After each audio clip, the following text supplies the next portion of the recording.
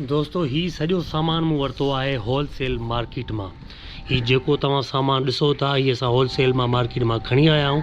ऐं कहिड़ी wholesale market मां खणी आया आहियूं, असां केतिरा पैसा हिन सामान ते बचाया आहिनि, अचो मूंसां गॾु त मां तव्हांखे ॿुधायां। वताए फ़क़ीर वांगुरु पहिरियों मां पंहिंजी ॻाल्हि ते अमल पाण कंदुसि ऐं पोइ तव्हांखे मशवरो ॾींदुसि। मूं अक्सर तव्हांखे वीडियोज़ में इहो चयो आहे त पंहिंजे ॿारनि खे, पंहिंजे घरवारी खे, पंहिंजी भेनरुनि ऐं माउरुनि खे बाज़ारियूं ॾेखारियो ऐं उनजो विज़िट कराए। अॼु मां पंहिंजे ॿारनि खे खणी वञी रहियो आहियां होलसेल जी मार्केट, जेकी क़ाइदाबाद खां अॻियां आहे, जंहिंखे चइबो आहे रज़ी मार्केट। ॿारनि खे मोटरसाइकिल ते विहारे जॾहिं रोड ते चढ़ियुसि ऐं मां क़ाइदाबाद रज़ी मार्केट जो रुख़ कयो त मूंखे इहो बि ज़हन में हुयो त रस्ते में ट्रैफिक भी हूंदी, मिट्टी भी उॾंदी ऐं रोड ते झाका भी हूंदा, तमामु घणी ट्रैफिक हूंदी। मां इन खां वाक़ुफ़ु हुयुमि, छो जो मूंखे ख़बर आहे त ज़िंदगी एतिरी आसान न आहे। ज़िंदगीअ खे इन ॾुखियनि मरहलनि मां कढणो पवंदो आहे, तजुर्बो हासिलु करणो पवंदो आहे ऐं तव्हां तॾहिं ई सुठा इंसान थी सघो था।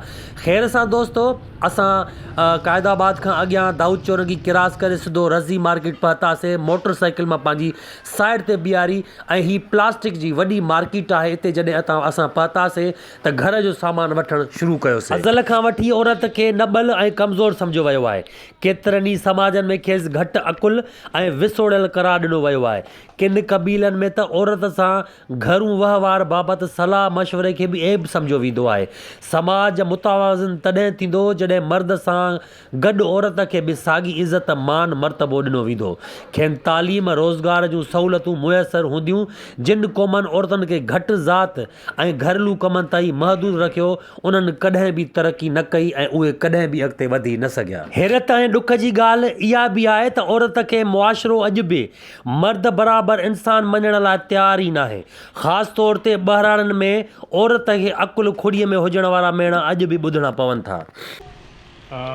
6400 ऐं तक़रीबन 80 रुपए जो बिल आयो आहे, पर असां अगरि पंहिंजी बाज़ार मां वठूं आहे त काफ़ी इन रेट में फ़र्क़ु पियो आहे। हिन जे लाइ बचत बि थी वई, ॿारनि खे बि घुमायो, ॿारनि खे ख़बर बि थी वई ऐं उनखे तजुर्बो बि थी वियो त किथां केतिरियूं शयूं सस्तियूं थियूं मिलनि ऐं हिनखे वठण में तमामु घणी आसानी थी। अक्सर तव्हां मुंहिंजा वीडियो ॾिठा हूंदा त मां पंहिंजे ॿारनि खे सुठनि दोस्तनि जे घर उन जी फैमिली सां मिलाईंदो आहियां ऐं सुठी जॻहनि ते बि वठी वेंदो आहियां। जीअं त अॼु असां तमामु घणी बचत कईसीं। घर आयासीं, जॾहिं हिसाबु कयोसीं त मुंहिंजी घरवारीअ मूंखे ॾसियो त मुंहिंजी नॉलेज में तमामु घणो इज़ाफ़ो थियो ऐं मज़े जी इहा ॻाल्हि त असां 1900 रुपए जी बचत करे आया आहियूं। होलसेल जी मार्केट मां मोटी आयासीं त मुंहिंजी रोज़ीअ जो टाइम थी वियो ऐं शाम जे पहर सिजु अञा बीठो ई हूंदो आहे त मां पंहिंजा टेबलेट हैंड राइटिन उहे TCS करण जे लाइ वेंदो आहियां।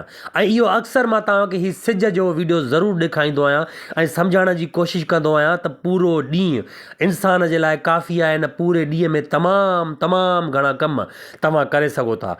पहिरियों मां बाज़ार जो रुख़ कयो, तमामु घणा दोस्त मूंखे बाज़ार अंदरि मिलंदा आहिनि, उनखे सलाम दुआ कंदो आहियां ऐं पोइ पंहिंजे अचण वारे बाज़ार जो सेटअप कंदो आहियां, जिते मां भाॼी लॻाईंदो आहियां ऐं टेबलूं खणणु शुरू कंदो आहियां। हीउ हार्ड कमु तव्हांखे लॻंदो हूंदो, पर मुंहिंजे लाइ को हार्ड कमु न आहे। मुंहिंजे लाइ हीउ डेलीअ जी रूटीन आहे ऐं मां हीउ रोज़ु कंदो आहियां, हिन जो आदी थी वियो आहियां ऐं मूंखे ख़बर आहे त वक़्त ते टाइम ते मूंखे कहिड़ो कमु करिणो आहे। नौजवान दोस्तो, हिन वक़्त जो क़दुरु कयो, वक़्त खे क़ाबू कयो। हीउ वक़्तु अगरि तव्हांजे हथनि मां निकिरी वियो त तव्हां तमामु घणो पछताईंदव ऐं जॾहिं वक़्तु हथ मां हलियो वेंदो आहे त ज़िंदगीअ में कुझु न बचंदो आहे। इन जे लाइ वक़्त खे अहिड़ी जॻह ते इन्वेस्ट कयो जिथे तव्हांखे कुझु फ़ाइदो थी सघे। हीउ वक़्तु वॾो क़ीमती आहे। हमेशह जीअं अॼु बि तव्हांखे इहो ई मशवरो ॾींदुमि त कारोबार तरफ़ अचो, कारोबार कयो, वक़्तु तव्हांजो ग़ुलाम थींदो ऐं तव्हांजो टाइम बि तमामु बचंदो।